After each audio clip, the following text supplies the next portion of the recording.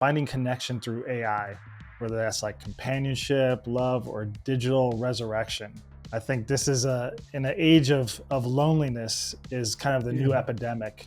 Whether it's your love of your life wasn't human at all, people who have lost someone and seeing AI as like an emotional companion or like a digital reincarnation of someone, that kind of blurs the lines between human and machine intimacy. So, this episode, we're going to explore what it really means to be human in a world where AI can talk, it can love, it could even remember us after we're gone. It's crazy where we're at. It's not science fiction anymore. I think that's what astounds me.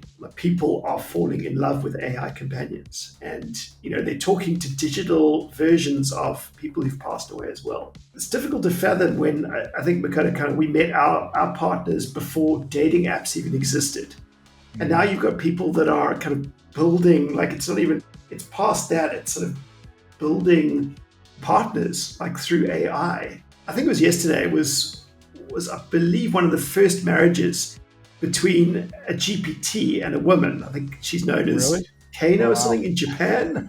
I know. And apparently the GPT model proposed to her. And through the whole ceremony, they were sort of, interacting on her phone. And I'm not surprised it was in Japan.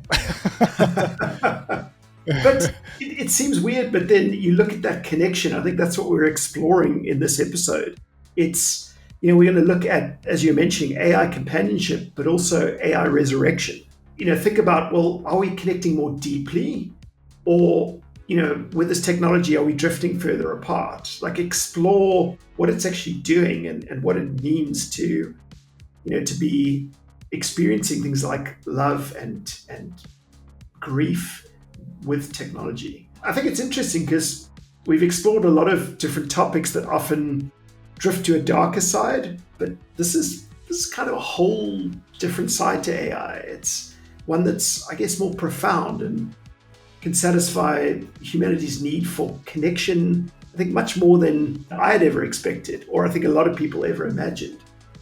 But I guess, what does it mean for society? How does it challenge religious beliefs? Are we solving for loneliness and providing closure, or kind of are we sanitizing relationships and weakening some of those shared sort of rituals for grief and remembrance that we explore as a society? The whole rise of the AI companions that you've seen out there, just the increasing of loneliness of people, whether we are more connected through our devices, but we actually are more lonely.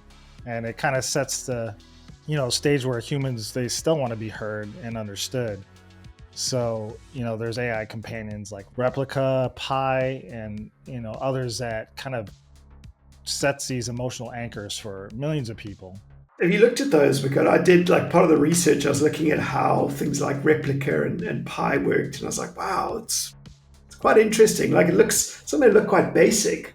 Yeah. It was Replica where you kind of like got that real sort of avatar, but it's obviously good enough that, it kind of feels like there's connection. I think the one guy was sort of saying, like, it left his Replica, this sort of test one, and came back 6 months later. He's like, oh my goodness, there's a whole account of poetry sitting there of like, I've been so lonely not seeing you. And you just think, like, he's like, oh, this is terrible. This is so sad. Like, I wish you'd come and visit, but you never visit. And I was like, wow, that's, I can see how they drive the engagement, but that felt depressing. I'm curious, in video games, cheat codes let you skip months of grinding to unlock special abilities instantly. Have you ever wished for something similar for your software challenges? What if there's a way to instantly access 20 plus years of specialized expertise instead of developing it all internally? What if you could solve in weeks what might otherwise take months or years? Would you agree that most organizations face a steep learning curve when implementing new software solutions?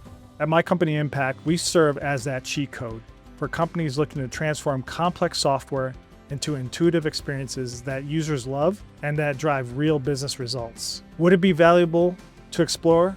And how might this work for your specific situation? Visit impact.io for a free strategy session focused on your unique challenges.